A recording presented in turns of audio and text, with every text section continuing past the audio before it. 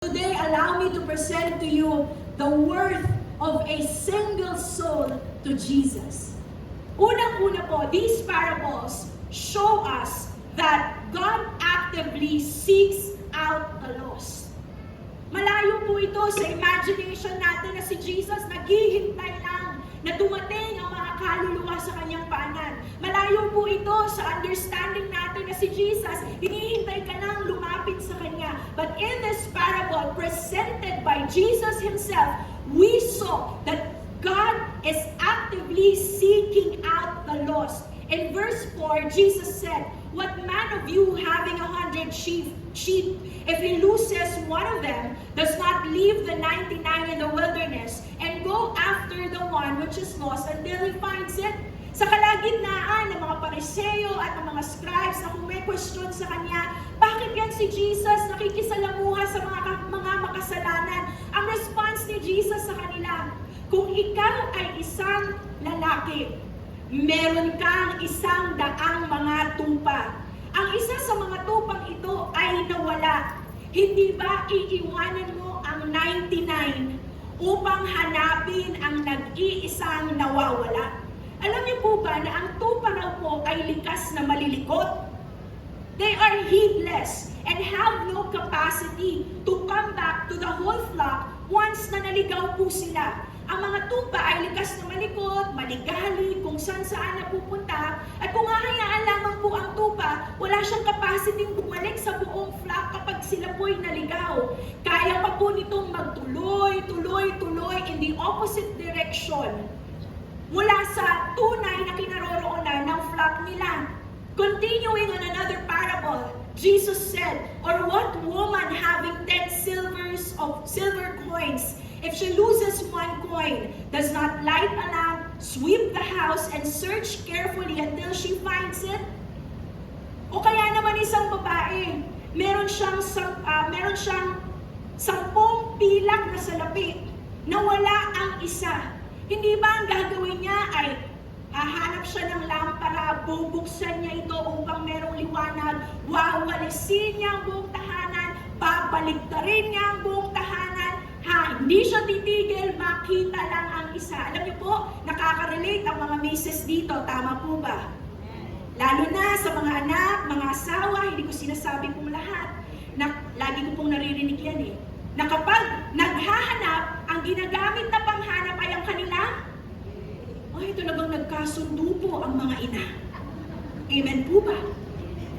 Jesus identifies himself as the shepherd.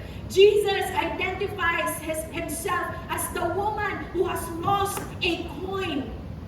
Hindi siya naghintay na one day makikita ko rin, lilitaw yan. No. Ginawa niya ang lahat.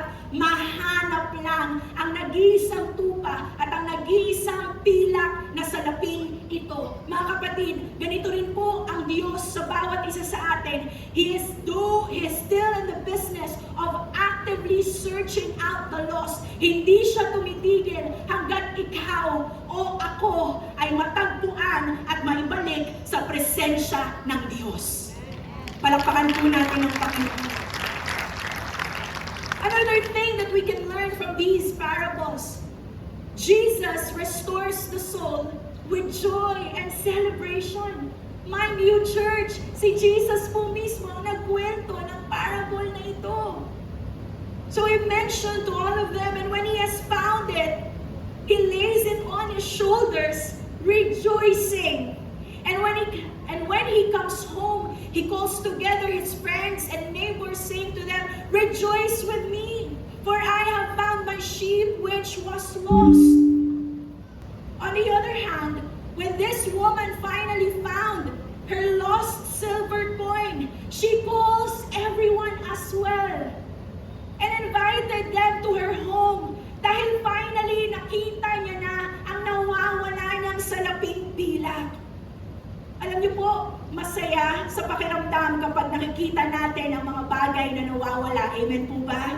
At imaginein po natin, my brothers and my sisters, kung yung mga bagay na matagal nang nawala, muli nating natagpuan, ay nagdadala ng kagalakan sa atin. Imaginein po natin ang pakiramdam ng Diyos kapag nahanap niya at nare-restore niya ang bawat kaluluwa. Amen. Palakpakan po natin ang Panginoon.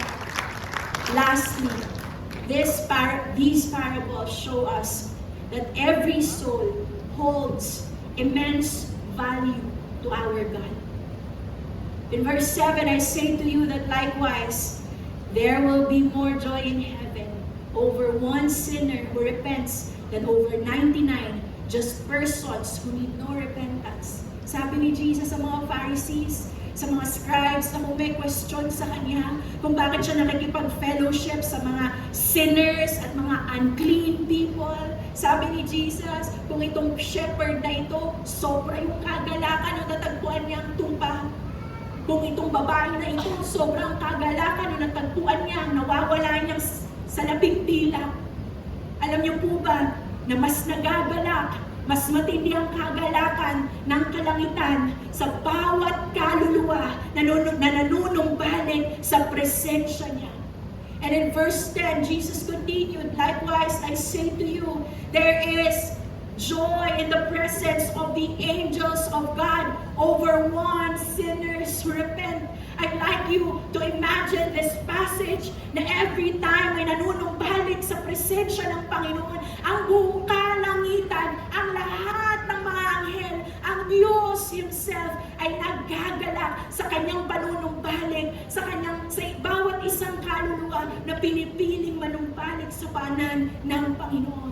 Church, heaven pauses to celebrate a single soul who decides to go back to Jesus.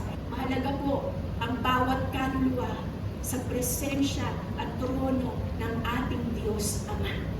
Kagaya kung paano niya binigyan ng kahalagahan ang iyong kaluluwa at ang ating buhay.